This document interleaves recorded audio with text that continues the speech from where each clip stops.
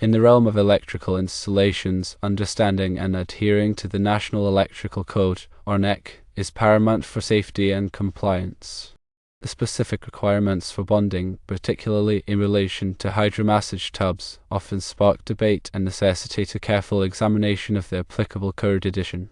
Let's delve into the complexities of hydromassage tub bonding, focusing on interpretations that might have arisen under the 1999 NEC. It's important to acknowledge that code interpretations can vary, and local amendments or specific inspector requirements can sometimes deviate from the general NEC guidelines. A hydromassage tub, by its very nature, involves water and electrical components in close proximity, demanding stringent safety measures. One crucial aspect is bonding, which aims to create an equipotential plane, minimizing the risk of electric shock by ensuring that all conductive parts are at the same electrical potential.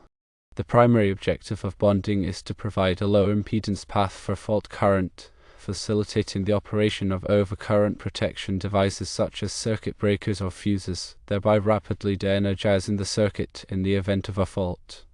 Section 680 of the NEC addresses the specific requirements for swimming pools, fountains, and similar installations, including hydromassage tubs.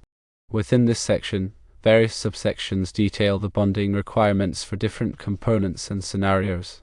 Now let's consider the scenario where the hydromassage tub is connected to a ground fault circuit interrupter, or GFCI-protected circuit. A GFCI is a safety device designed to detect even small imbalances in current between the supply and return conductors, indicating a potential ground fault. When such an imbalance is detected, the GFCI quickly interrupts the circuit, preventing electric shock. The question often arises whether a GFCI provides sufficient protection to obviate the need for supplemental bonding. The answer, according to more recent editions of the NEC, is generally yes, under certain conditions. Specifically, the equipment grounding conductor, or EC, within the flexible cord and plug connecting the tub to the GFCI-protected receptacle is often considered sufficient to provide the necessary bonding. However, the 1999 NEC may have had different interpretations or requirements. An inspector's insistence on a supplemental bonding conductor, such as a number 8 AWG copper conductor from the motor lug to the EGC at the GFCI receptacle, might stem from a conservative interpretation of the code or a local amendment that supersedes the NEC general provisions.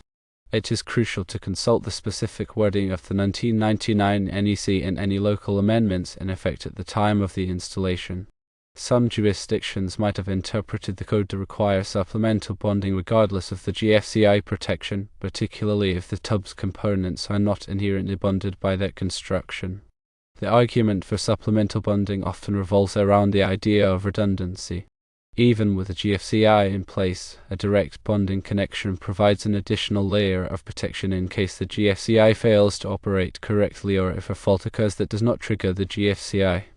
The inspector's consultation with the chief electrical inspector and other electricians suggests a consensus within the local jurisdiction regarding the interpretation of the 1999 NEC. This consensus, while potentially differing from interpretations in other areas or under more recent code editions, carries significant weight and should be carefully considered. To determine the correct course of action, firstly, thoroughly review Section 680 of the 1999 NEC, paying close attention to the subsections related to bonding and hydromassage tubs. Secondly, obtain a copy of any local amendments or interpretations that were in effect at the time of the installation. These amendments might clarify or modify the NEC general requirements.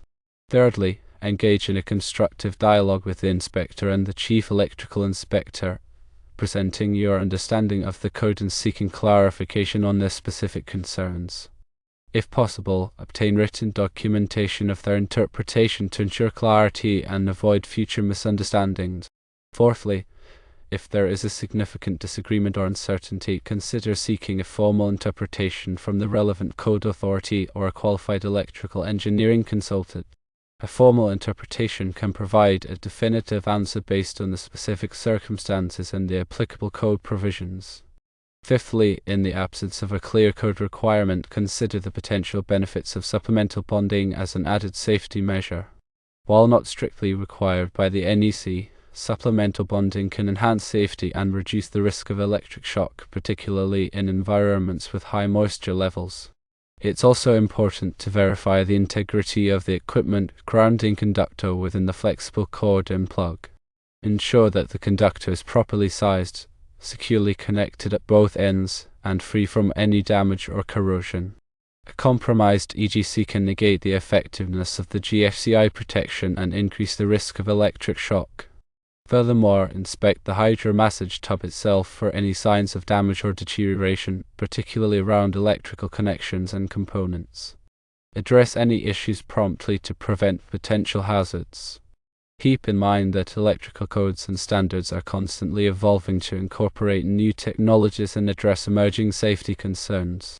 Staying up to date with the latest code revisions and interpretations is crucial for electrical professionals to ensure safe and compliant installations. In summary, the question of whether supplemental bonding is required for a hydromassage tub connected to a GFCI-protected circuit under the 1999 NEC depends on the specific wording of the code, any local amendments, and the interpretation of the local electrical inspector. A thorough review of the code, consultation with the inspector, and consideration of the potential benefits of supplemental bonding are essential to determine the correct course of action. Always prioritize safety and compliance with applicable codes and standards to protect individuals from the risk of electric shock. Electrical safety is paramount and should never be compromised. When working with electrical systems, always follow safe work practices, including energizing circuits before working on them, using appropriate personal protective equipment, and verifying that circuits are de-energized with a reliable voltage tester. If you are not a qualified electrician, do not attempt to perform electrical work. Contact a licensed electrician to ensure that electrical installations are performed safely and correctly. The information provided here is for general guidance only and should not be considered a substitute for professional electrical advice. Always consult with a qualified electrician or code authority for specific guidance on electrical installations and code compliance. Understanding the nuances of electrical codes and standards is a continuous process that requires ongoing education and training. Stay informed about the latest developments in the electrical industry to ensure that you are providing safe and compliant electrical services. Let's explore further what NEC Section 680.43 bone entails and how it provides allowance of the hydromassage tub through a supply code in terms of bonding. Section 680.43 of the National Electrical Code NEC specifically addresses the requirements for spas and hot tubs, including hydromassage tubs. Subsection B of 680.43 focuses on bonding, which is a critical safety measure to minimize the risk of electric shock by ensuring that all conductive parts are at the same electrical potential.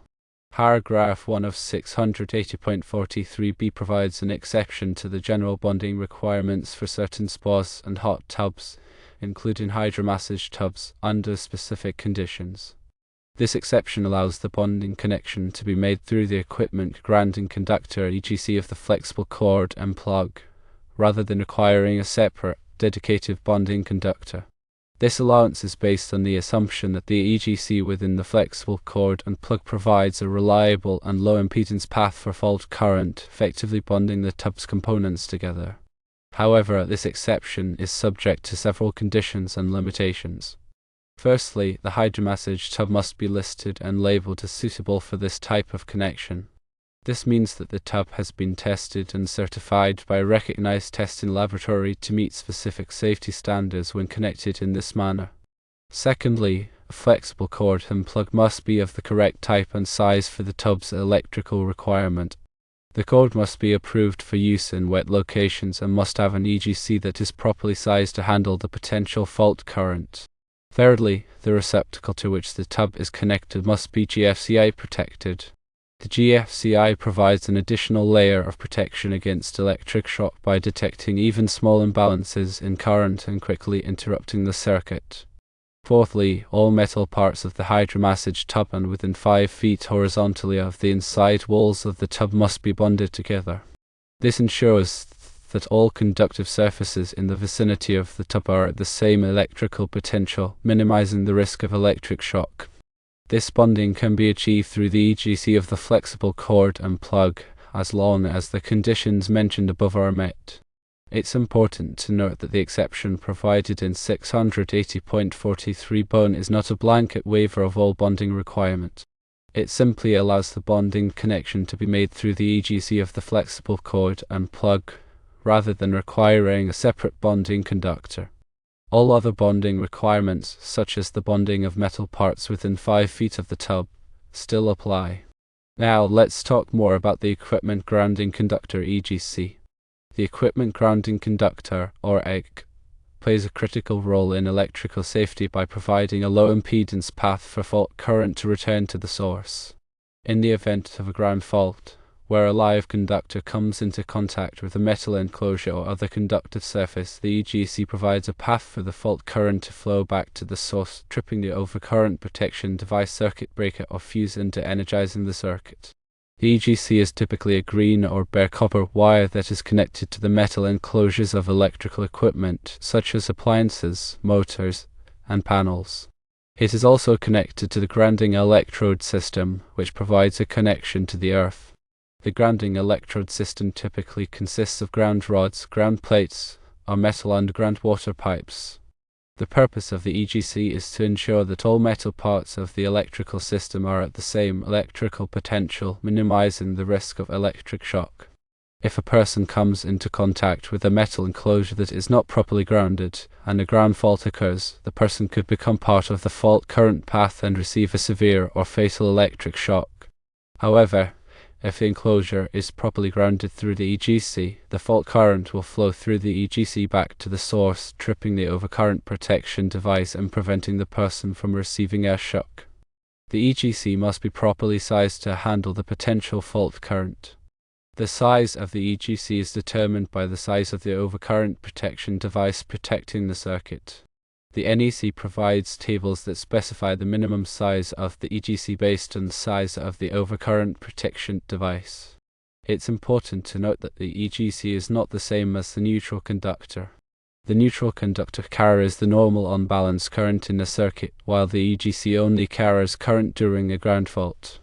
The neutral conductor is typically a white or grey wire, while the EGC is typically a green or bare copper wire. In summary, the equipment grounding conductor EGC is a critical component of electrical safety, providing a low impedance path for fault current to return to the source and minimizing the risk of electric shock. The EGC must be properly sized, securely connected, and maintained to ensure its effectiveness. And remember to ground all metal parts to be within 5 feet as indicated by NEC 680.43.